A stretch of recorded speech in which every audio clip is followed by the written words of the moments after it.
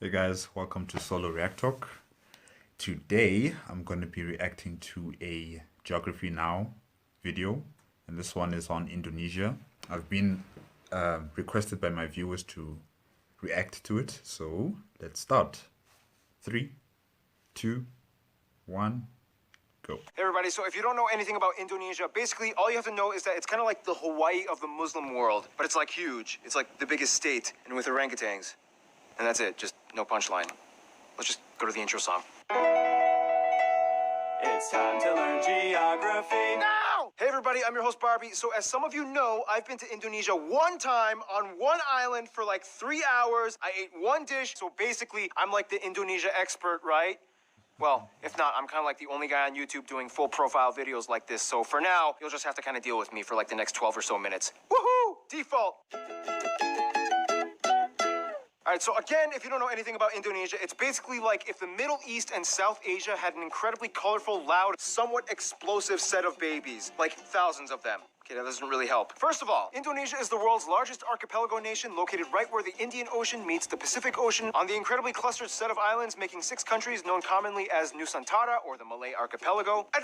Indonesian Archipelago. Sure, whatever makes you happy. Indonesia actually has land borders with 3 of these countries, East Timor, Papua New Guinea, and Malaysia, on the biggest island, Borneo or Kalimantan, which is one of the world's only 2 triple split nation islands, the other one being Cyprus. Although technically if you include the UN buffer zone, it's kind of like 4 entities, but the UN isn't a country, whatever, just watch the Cyprus episode. The country is divided into 34 provinces, 5 of which have special administrative statuses, with the capital and most populous city, Jakarta, located on Java, the world's most populous island with nearly half of the entire population of Indonesia in it. The largest cities after Jakarta are Surabaya and Bandung, both located on Java Island, and Medan, located on Sumatra. Jakarta Soekarno-Hatta International, Bali's Ngurah Rai International in Denpasar, and Surabaya's Juanda International. Now here's where things get a little speculative. Today, there are still arguments claimed as to exactly how many islands Indonesia has. The National Coordinating Agency for Surveying and Mapping says Indonesia has about 13,500. The National Institute of Aeronautics and Space Agency says that it has about 18,300, whereas the Indonesian government claims about 17,500. But wherever the point is, there's a lot of them. Over 8,800 have names, and over 900 of them are permanently inhabited. You would think they are the country with the most islands, but surprisingly, Finland and Canada beat them. But a lot of their islands are kind of like boop-a-doop, little islands in the lakes. So does it really count?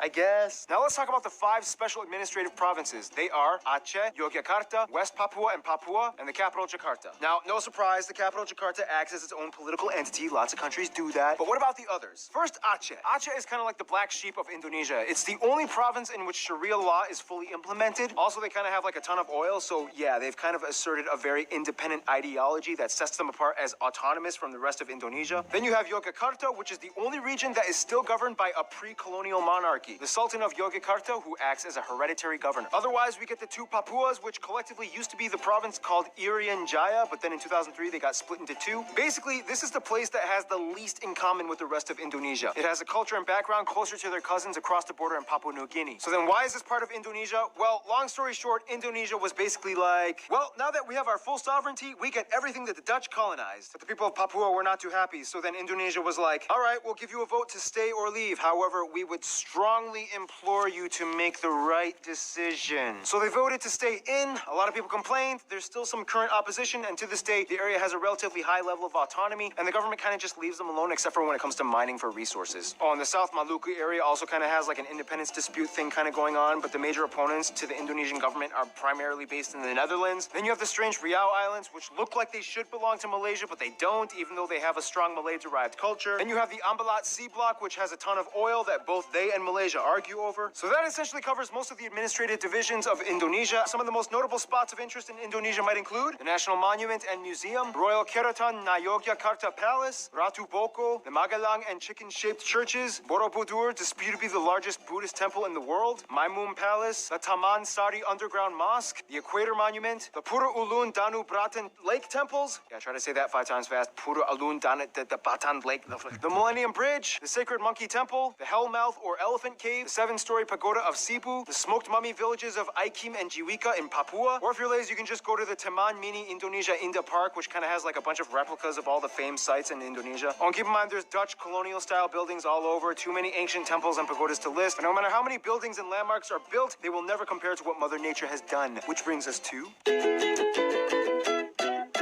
Indonesia's land is like that one ex we all had back in our 20s that we trusted a stupid friend to hook us up with. Super attractive, but almost killed you a few times. Indonesia lies on what is labeled as the prehistoric continental shelf known as Sundaland, which during the Ice Age times pretty much connected all of the islands together before the Wallace Line until the ice melted and filled in the gaps. Now this is where things get incredibly messed up. Not only is Indonesia right in the worst part of the Ring of Fire, but the country is basically smashed between three converging major continental plates: the Eurasian, the Pacific, and the Australian plates, with dozens of minor plates and rifts like the Sunda, Timor, Banda, Molucca, and so on. This in return gives Indonesia over 400 volcanoes, disputably more than any in the world, with over 150 active ones, making it the most volcanically active country in the world as well. This means on a daily basis, Indonesia experiences on average about 4 earthquakes a day, ranging anywhere between the small, timid 3 to a noticeable 6 on the Richter scale. And you never know where or when they will happen.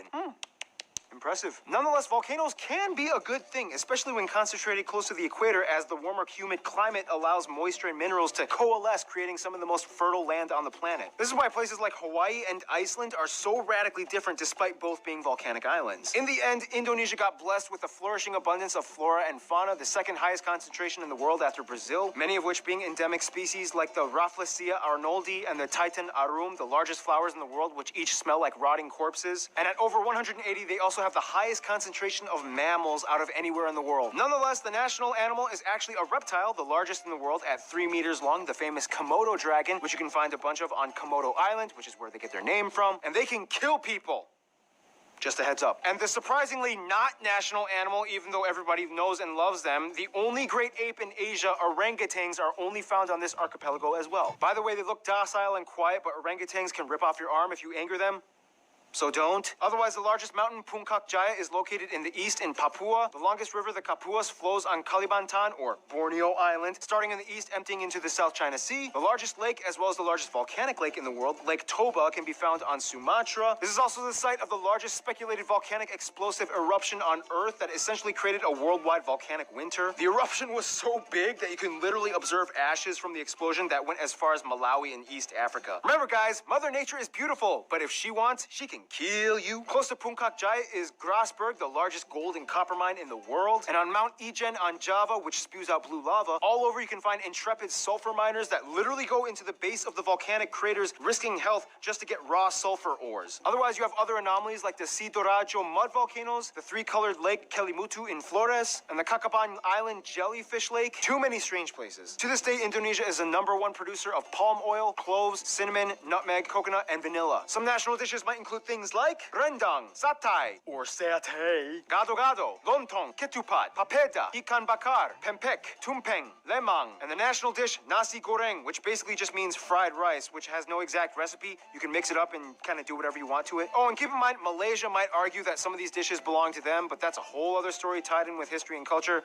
We got time. Why not talk about it? Now, there's a lot of curious mysteries when it comes to Indonesia's people. Like, how did they become predominantly Muslim? Or what's the whole deal with them in Malaysia? Or wait, this guy is considered an Indonesian? What? First of all, the country has about 263 million people, making it the 4th most populous country in the world, with the largest population of Muslims as well. Now, here's the thing. In a sense, yes, 95% of the population is considered native Indonesian. But that's an incredibly broad term, considering that Indonesia has about 300 different ethno-linguistic groups split up across all the island regions of the country. If you look at a map with the actual ethnic group breakdown, it kind of looks something like this. Nonetheless, the 2 largest parent ethnic groups are the Javanese, that make up about 40%, the Sundanese, that make up about 15%. Otherwise, the rest of the population is primarily made up of smaller groups and tribes that have only around 2 to 3% each, like the Batak, the Sulawesi, the Balinese, Minangkabau, Betawi, Papuan, Dayak, and so on. Finally, about 5% are non-indigenous Indonesians, like Chinese, Arabs, Indians, and even a few Europeans. They also use the Indonesian rupiah as their currency, they use the Type-C plug outlet, and they drive on the left side of the road. And here's where things get a little confusing. Culture and language. The one thing that kind of unites all Indonesians is that they share the national language Bahasa Indonesia, which means the Indonesian language. However, Bahasa Indonesia is actually kind of like a lingua franca to many of the people, as Indonesia is the world's largest trilingual country. In addition to Bahasa Indonesia, most people speak their own mother tongue as well as English. Yep, English. They caught on quick when they realized it was the money language. The funny thing is, even though the Javanese make up the largest people group, the Javanese language is not an official language. Technically, it could have have been, but then that would have favored one people group over all the others, which would have caused tension. So they kind of had to choose like a neutral default. Plus, Javanese is like really hard to learn, and the original writing system, although very beautiful, is incredibly difficult to write. Nonetheless, at nearly 100 million speakers, this makes Javanese the largest non-official minority language in the world. And that's why the Bahasa Indonesia language is so strange. It's not even technically indigenous to Indonesia, but more Malay-derived. To this day, people who speak Bahasa Indonesia can understand somewhere around 60 to 70% of what their neighbors are saying in Malaysia. The biggest difference, though, would be the loan words, as Indonesia took quite a bit of influence from the Dutch back in colonial times. For example, kantor versus kantor, doctor versus dokter, mantel, mantel, oma, opa, wortel, Wortel. Speaking of the Dutch, quick history lesson. Hindu kingdoms, Buddhist kingdoms, Islamic kingdoms. The Portuguese come in quickly, but then the Dutch flock in. Japan comes in for a couple of years and decimates a huge chunk of the population. Independence, Republic, the Suharto years. Controversial incidents and fights with ethnic Chinese, Timorese, and Papuan peoples. Suharto falls, Reformation period begins, and here we are today. In Indonesia, all citizens are required to register under one of 6 recognized religion categories: Islam, Protestant, Catholic, Hindu, Buddhist, and Confucianism. If you don't identify with either, then sorry. Prior to Islam entering around the 13th century, Indonesia was actually primarily Hindu and Buddhist. It's disputed on how exactly Indonesia became prevalently Muslim. Some people will say that it's because of the Arab traders that came by in the early first millennium. Others will say that maybe it had to do with the Malacca Sultanate conquest that fought against the Hindu and Buddhist kingdoms. And the truth is, both might be right. Inevitably, Bali became like the last sort of haven for whatever Hindus were left. The eastern Nusa Tenggara region and the Papuas remained predominantly Christian, as the Dutch and Portuguese shared the gospel. Islamic culture in Indonesia is a little different from what it looks like in the Middle East. For one, most mosques don't have the typical dome structure, and actually many of them resemble Hindu temples, like the Demak Great Mosque. When a family member dies, their relatives might often come together and pray for a whole week, and then again on the 40th day, and then on the year anniversary, and then on the 500th day, and so on. Also, the night before Eid al-Fitr, the youth might gather and go around neighborhoods reciting the takbir. Those are some things you don't really typically find in the Middle East. Clothing modesty customs are pretty loose. Not all Muslim women wear hijabs. However, the ones that do might also complement it with Western clothing, like branded t-shirts with skin-tight sleeves and jeans. When I was in Indonesia, I saw a hijab-wearing woman with short sleeves and capri pants exposing her calves. I was like, can they do that? Now, in terms of culture, again, it depends on where you are, and many indigenous peoples still follow ancient traditions. Everything from the Minangkabau candle dance to the gamelan players of Yogyakarta, Wayang Javanese shadow puppetry, Balinese festivals, Sumatran pencak silat martial art tournaments, Kenya motif paintings of the Kalimantan tribes, the deadly pasola game played by Sumba peoples, Karabeng cow racing on Madura Island, the strange burial traditions of the Toraja people, and everywhere you can find those pointy longhouses. Otherwise, some notable people of Indonesian descent might include people like the first president Sukarno, Gada Maja, R.A. Kartini, B.J. Habibie, Iko Uwais, Yayan Ruhian, Sesep Arif Rahman, Agnes Monica, Iwan Faz, Anggun, Megawati Sukarno Putri, the Hartono brothers, and YouTubers Brian Emanuel and Raditya Dika. Now, it's so hard to cover Indonesia's culture because there's so many different people groups, each with their own cultures. It's insanely colorful and rich. I wish we could cover more, but we got to move on to some diplomatics, shall we? Okay, so Indonesia is basically like the kingpin of Southeast Asia, with the largest population and economy, as well as being a member of the G20. Therefore, they know how to manage relations. First of all, the rest of the Muslim nations in the Middle East generally get along with Indonesia, as they see them as kind of like their strange Asian cousins. Indonesians make up the largest group of pilgrims for the Hajj in Mecca. However, there has been some controversy with Saudi Arabia in regards to migrant worker abuse and death sentences. Since then, Indonesia dramatically decreased its expat programs. The US, the Netherlands, and Australia are kind of like their biggest non-Asian supporters. In addition to trade and business, the US played a huge role in Indonesia's independence, and they worked closely during Cold War times. The Netherlands still holds close ties to Indonesia despite post-colonial bitterness. Plus, tons of Indonesians live in the Netherlands. To this day, they have the second largest population of Indonesians outside of Indonesia after Malaysia at nearly 2 million. Australia gives some of the most aid to Indonesia, especially after catastrophe incidents. And even though there are some controversies involving immigration and attacks on Australians abroad, they still share close ties generally. Now, Indonesia and Malaysia are kind of like the Colombia and Venezuela of Southeast Asia. They're like the twins separated at birth and have a strange love-hate relationship. Malays accuse Indonesians of stealing their culture and language. Indonesians accuse them of not being grateful for all their help during war times. But when they actually meet up as people, it's like they're totally brothers. Nonetheless, most Indonesians I talk to have said Japan is probably their best friend, which is funny because Japan kind of really messed things up during World War II. Nonetheless, they've moved on, and today Japan makes up the largest export partner. Tourists flock in year-round, and the two have been building each other other up for over half a century. In conclusion, Indonesia's people are very much like their islands, numerous with lush, colorful, strange diversity. Sometimes a cyclone, earthquake, or volcano of controversy erupts, but at the end of the day, they still flourish together as one. Stay tuned, Iran is coming up next.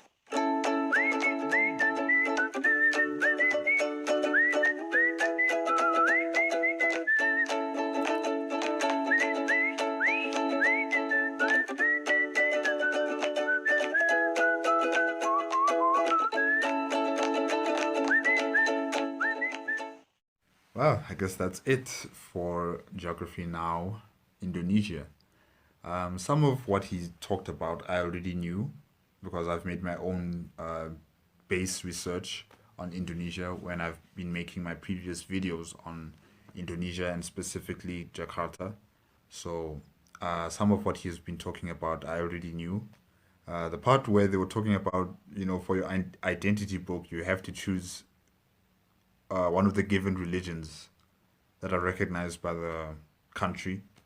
And if you don't choose any one of them, then you might have problems. That took me back a bit. It was a bit surprising to hear that. Because what if you don't believe in any religion? What if you're atheist? Then what happens? What happens if you're atheist? Is there like a box for atheism as well? Like if you don't believe in any religion, you don't believe in any God, can you also click on that box? I don't know. Indonesians can tell me. You guys can tell me what goes on if someone doesn't have a particular religion that they believe in. And Malaysia and Indonesia, I didn't know they had such history with each other. I didn't know. Especially in terms of it being a bit a bit of an animosity between the two, and the fact that they share a bit of culture and language together. Sometimes you would think that would unify people together, but I guess in their case, it's not really going so well. But hopefully, in time, the two neighbors can be closer and help each other out. And yeah. It's been very interesting to hear more about Indonesia. Just like India, like the previous one that I watched before, both countries are very large, very complex and diverse, with a lot of people of different descendants and different cultures and religions, all trying to be one unity state, And it's a huge project to accomplish because of the different backgrounds from all over the country.